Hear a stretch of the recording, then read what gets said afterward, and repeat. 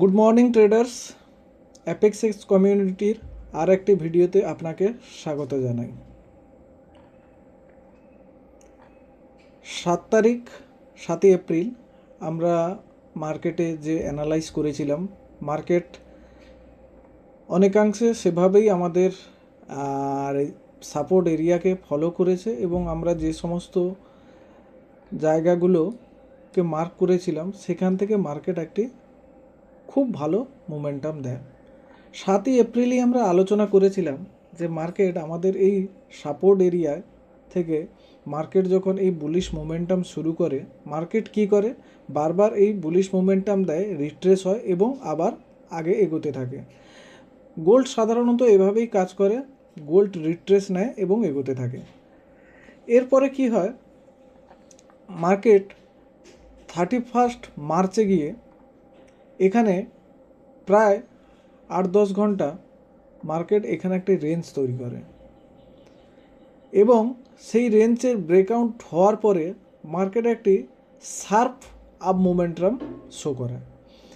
আপনি যদি দেখেন এখানে খুব অল্প একটি ছোট রিট্রেসমেন্ট আপনি দেখতে পাবেন, যেখান থেকে আবার একটি খুব সুন্দর শার্প মোমেন্টাম প্রায় আপনার 4797 পর্যন্ত একটি হাই বানায়। তারপর মার্কেট কি করে, তারপর ইউএস প্রেসিডেন্ট ডোনাল্ড ট্রাম্প এবং ইরানের মধ্যে যে কনফ্লিক্ট চলছে তার কারণে কোনো নিউজ আসে এবং সেখান থেকে মার্কেট একটি শার্প ফল হয়। এই শার্প ফল হওয়ার ফলে মার্কেট আগের কোনো রিট্রেস স্ট্রং জোন না পেয়ে মার্কেট ডাইরেক্টলি ফল করে সেই কনসলিডেটেড এরিয়া পর্যন্ত। তো মার্কেট সেই কনসলিডেটেড এরিয়ায় আসার পরে সেই এরিয়াকে সাপোর্ট হিসাবে রেসপেক্ট করে এবং মার্কেট সেখান থেকে আবার সাপোর্ট এরিয়াকে রেসপেক্ট করে মার্কেট একটি বুলিশ মোমেন্টাম শো করে। মার্কেট এখান থেকে আমরা বলেছিলাম আমাদের কমিউনিটিতে, অ্যাপেক্স কমিউনিটিতে 2 এপ্রিল, যে মার্কেট যখন এই সাপোর্ট এরিয়াতে এসে মার্কেট কোনো সাপোর্ট নেওয়ার পরে যখন রিটেস্ট করতে যাবে আমরা সেখান থেকে বুলিশ পজিশান নিতে পারি। তো সেই হিসাবে আমরা ওখান থেকে বুলিশ পজিশান নেই এই ক্যান্ডেলেই। তো আমরা সেখান থেকে এরকম একটা জোন পর্যন্ত আমরা ভালো একটি মোমেন্টাম পাই। তারপর আমরা সেভাবে কোনো এন্ট্রি আর তারপরে আমরা নিইনি। তো এরপরে আমরা 7 এপ্রিল আমরা একটি ট্রেড করেছিলাম, যেটা আমরা মার্ক করেছিলাম এর আগের ভিডিওতেই, যে আমরা এই জোনকে ব্রেক করলে আমরা একটি লংয়ের পজিশন বানাবো এবং সেই হিসাবে মার্কেট এখান থেকে খুব সুন্দর একটা মোমেন্টাম শো করেছে এবং তারপর এখন দেখা গেছে যে মার্কেট এই 4860 পর্যন্ত একটা হাই বানায় এবং সেখান থেকে আবার চেষ্টা করে 480-60কে ব্রেক করার জন্য, বাট মার্কেট ওখান থেকে ফল হয় এবং মার্কেট তার ডাউন সাইড মোমেন্টামকে আগে বাড়ায়। এবার আমাদের বর্তমান আমরা কি করতে পারি মার্কেটের উপর সেটা নিয়ে ডিসকাশন করব। আমরা 15 মিনিটের টাইম ফ্রেমে চলে যাব। 15 মিনিটের টাইম ফ্রেমে মার্কেট আমাদের কি বোঝাচ্ছে সেটা আমরা বোঝার চেষ্টা করব।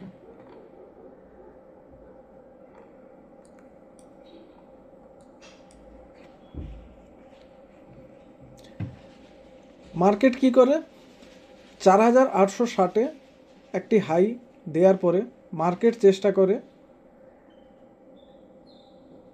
আবার 4860কে ব্রেক করার, বাট ওখান থেকে মার্কেট ফল হয় এবং মার্কেটের নিচে যেই সাপোর্ট জোন মার্কেট বানিয়েছিল তার আগে মার্কেট এইটা সাপোর্ট এরিয়াকে ব্রেক করে। তো আমরা প্রথমেই বলেছিলাম যে কোনো সাপোর্ট এরিয়া ব্রেক করলে সাথে সাথে সেল করার চিন্তাভাবনা না করে আমাদেরকে ওয়েট করতে হবে মার্কেট সেই সাপোর্ট এরিয়াকে যে ব্রেক করেছে সেটা কতটা স্ট্রং। কারণ মার্কেটে কি হয়, যেই সাপোর্ট এরিয়া ব্রেক হওয়ার পরে আপনার আমার সবার মতো যারা রিটেল ট্রেডার তারা বসে থাকে সেল করার জন্য। কিন্তু স্মার্ট মানি কনসেপ্ট কি বলে, যে স্মার্ট মানি কনসেপ্ট যে রিটেল ট্রেডারদের এসএল যেখানে থাকে ব্রেকআউট হওয়ার পরে মার্কেট সেই এসএলকে আগে হান্ট করবে এবং তারপরে মার্কেট তার অরিজিনাল যে মোমেন্টাম সেটা শো করবে। তো আমাদের কমিউনিটিতে যেটা শেখানো হয় যে ফার্স্ট যখন ব্রেকআউট হবে সেই ব্রেকআউটে না এন্ট্রি করে আমরা তার একটা স্ট্রং ব্রেকআউটের রিটেস্ট হয়ে স্ট্রং ব্রেকআউট করলে তারপরে আমরা সেটাকে এন্ট্রি করব। তো সেম হিসাবে এখানে ব্রেকআউট স্ট্রং ব্রেকআউট হয় যার নিচে কোনো শ্যাডো নেই, তারপর মার্কেট এখান থেকে সুন্দর একটি ফল দেখায়। সেম এভাবেই আপনি যদি তারপরেও এভাবে ট্রেড নিতেন সেক্ষেত্রে এখানে আবার মার্কেট এখান থেকে ব্রেক হওয়ার পরে এখানে আবার একটি সুন্দর সাপোর্ট এরিয়া বানায় এবং মার্কেট সেটাকেও ব্রেক করে। সাপোর্ট ব্রেক করার পরে যদি আপনি এন্ট্রি করেন সেম আপনাকে যেটা বুঝিয়েছিলাম যে আপনাকে কিছু প্রফিট দেখাবে এবং পরবর্তীকালে আপনার এসএল হান্ট হবে। তো সবসময় চাইবেন একটি ডিসকাউন্ট প্রাইজে মার্কেটে এন্ট্রি করা। যখনই কোনো রিটেস্ট হবে রিটেস্টে আপনি এন্ট্রি করুন এবং আপনি বড় টার্গেট সেখানেও পেতে পারতেন। ঠিক আছে, এবার আমাদের মার্কেটে তাহলে কয়েকটা জিনিস খুব ক্লিয়ার করে নেওয়া দরকার। সেটা হচ্ছে মার্কেট এখানে একটি সুন্দর রেসিস্ট্যান্স এরিয়া বানিয়েছে। তো বর্তমান প্রেজেন্ট সিচুয়েশানে আমাদের এটি একটি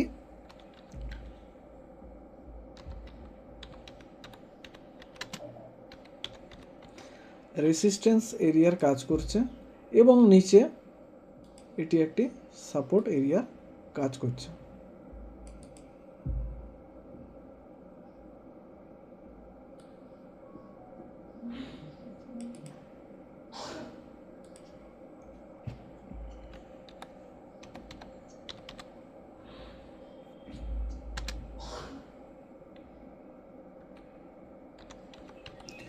আচ্ছা, এটিকে আমরা সাপোর্ট এরিয়া ধরবো কেন? সাপোর্ট এরিয়া রেজিস্ট্যান্স এরিয়ার একটি সিম্পল লজিক হলো মার্কেট যেখানে এসে বারবার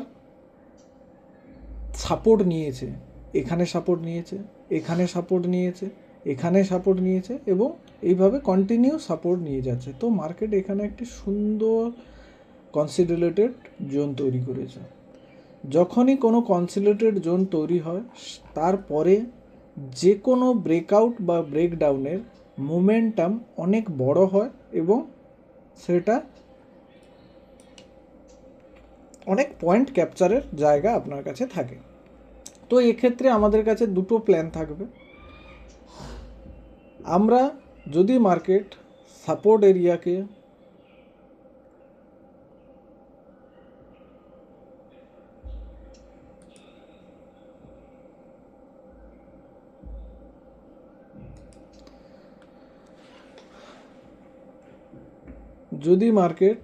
সাপোর্ট এরিয়াকে ব্রেক করে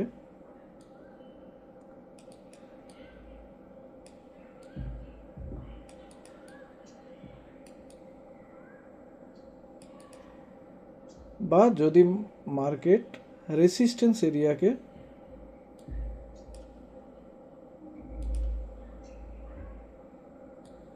ব্রেক করে,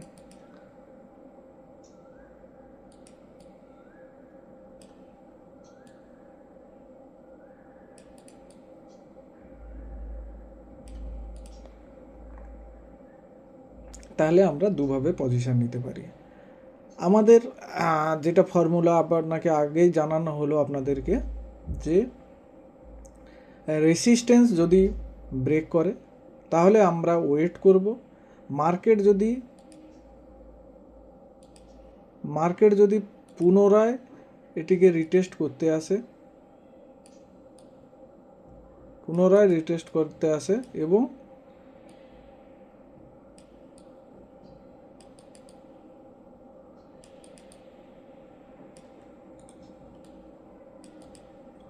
তারপর আমরা এখান থেকে এন্ট্রি করব এবং আমরা ওয়েট করব একটি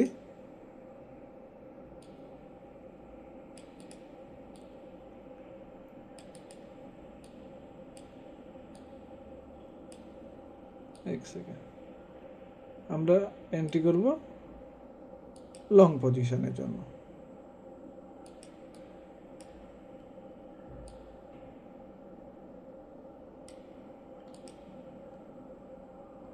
সেম মার্কেট যদি ব্রেকডাউন দেয় তারপর আমরা ওয়েট করব একটি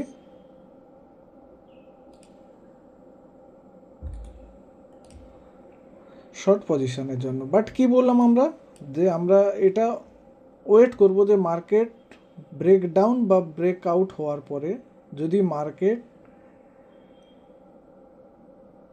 সাপোর্ট এরিয়া বা রেজিস্ট্যান্স এরিয়াকে রিটেস্ট করতে আসে, আমরা সেখান থেকে পজিশন বানাবো লংয়ের জন্য কিংবা শর্টের জন্য। তো এখানে আমাদের সিম্পল লজিক, এখানে বেশি কোনো কিছু ভাবার দরকার নেই। আর একটি বিষয় যে আমাদের জানা দরকার, আমরা যখন কোনো এন্ট্রি করব, যে আমাদের টার্গেট এরিয়া কোনটা হবে। ট্রেডের ক্ষেত্রে বেশি ইম্পর্টেন্ট হলো যেমন exit and entry plan. Entry plan আমাদের কাছে রয়েছে যে আমরা এখানে এন্ট্রি করব, এবং আমাদের আরেকটা জিনিস জানার দরকার যে আমরা এক্সিট কোথায় করব। তো মার্কেট এর আগে সাপোর্ট কোথায় নিয়েছে দেখব আমরা। এই সাপোর্টকে যদি ব্রেক করে তো মার্কেট প্রিভিয়াস সাপোর্ট রয়েছে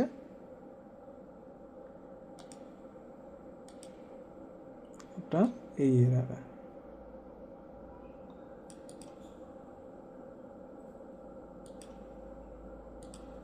তো আমাদের যদি আমরা ডাউন সাইডে ট্রেড বানাই তাহলে আমাদের কাছে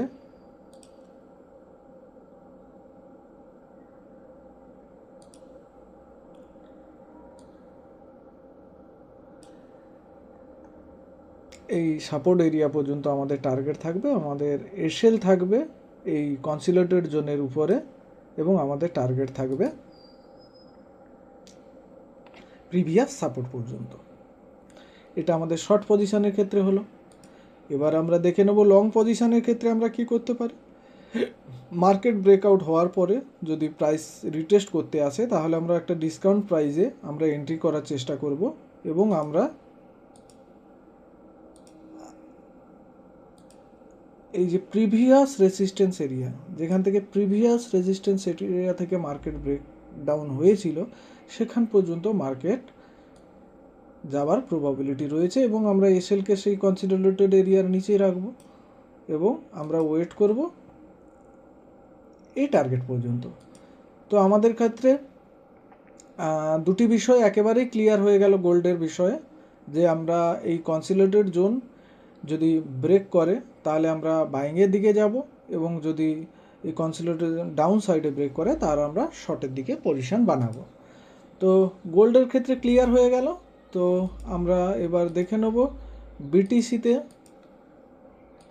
এক সেকেন্ড,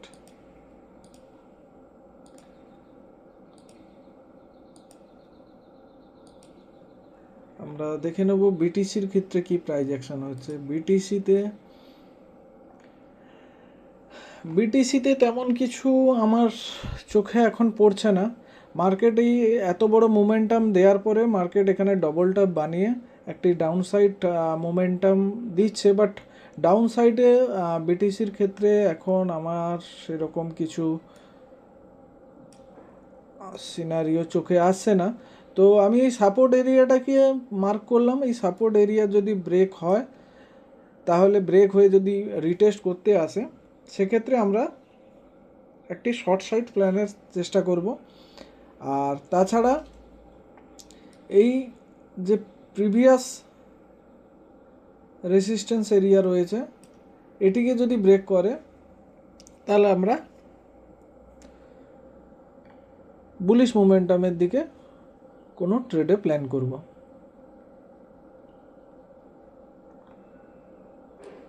ওকে ট্রেডার, নাও এবার আমরা দেখি যদি কোনো ট্রেড আমাদের লজিকে আসে, এবং সেক্ষেত্রে আমিও যদি কোনো ট্রেড নিই, অবশ্যই ট্রেড যদি গোল্ড এই ব্রেকআউট বা ব্রেকডাউন দেয় আমিও ট্রেড নেব। সেক্ষেত্রে আপনাদেরকেও সেটা আমি ভিডিওতে আপডেটও করে দেবো।